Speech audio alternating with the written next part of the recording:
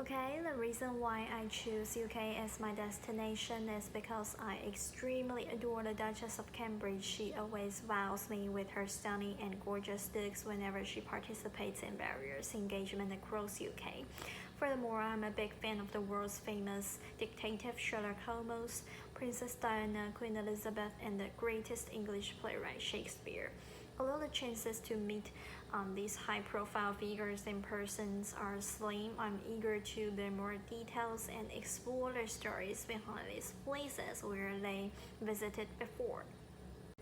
Then I will give you some brief introduction of UK. United Kingdom of Great Britain and Northern Ireland is an island line of the western coast of Europe and consisting of England, Scotland and Wales. Queen Elizabeth is the monarch of UK since 1952 and now she has become the longest reigning British monarch, having surpassed her great-great-grandmother Queen Victoria. The capital and the largest city in the country is London, which is a global city and a financial center of Britain. Apart from well-known urban cities such as London, Manchester, Cambridge, Liverpool, Birmingham, there are still many incredible countrysides and places worth traveling for holiday destination. For instance, Cotswold District, Lake District, and Yorkshire. Although the vast majority of England is now dominated by urban areas, the countryside still holds a special place in Britain. I will spend 12 days in UK. My total trip cost for this UK tour is approximately $140,000. Transportation fee accounts for the majority of my budget. As you know, public transport in London is the world's most expensive. Therefore, I plan to buy an Oyster card when I take the tube. To save money, I will spend 5 days in Hostel Clink 261, which is nearly located at King's Cross Station. Another reason why I choose this hostel is simply because the area has a good public transport network. As for the ticket price of tourist spots, I'm going to buy London Pass beforehand since it includes more than 80 represented tourist spots in London. And then I will move on to introduce 3 tourist spots which I love. The first one is Windsor Castle.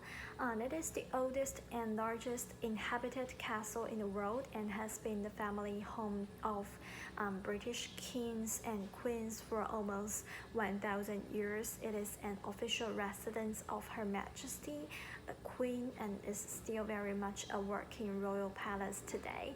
The castle is used regularly for ceremonial and state occasions, including state visits from overseas monarchs and presidents.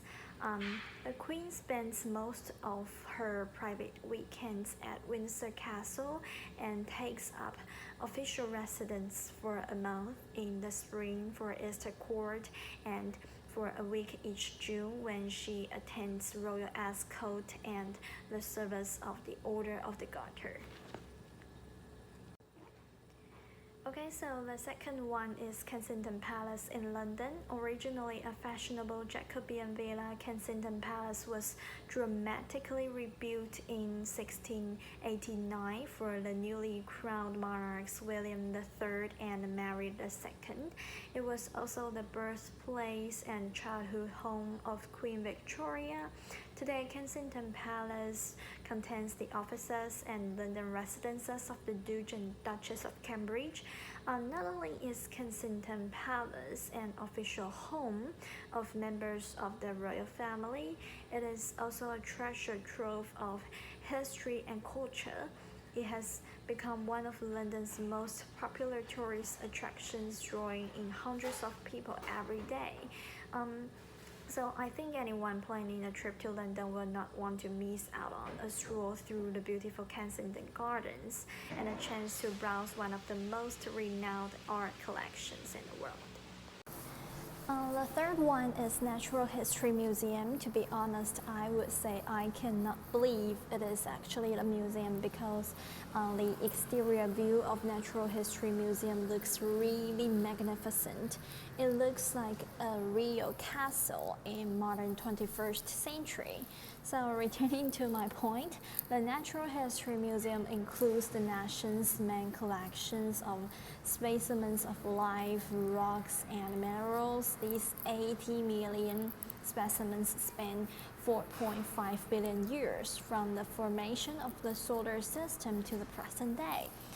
The collections are predominantly natural objects and include samples from all fields of natural sciences research.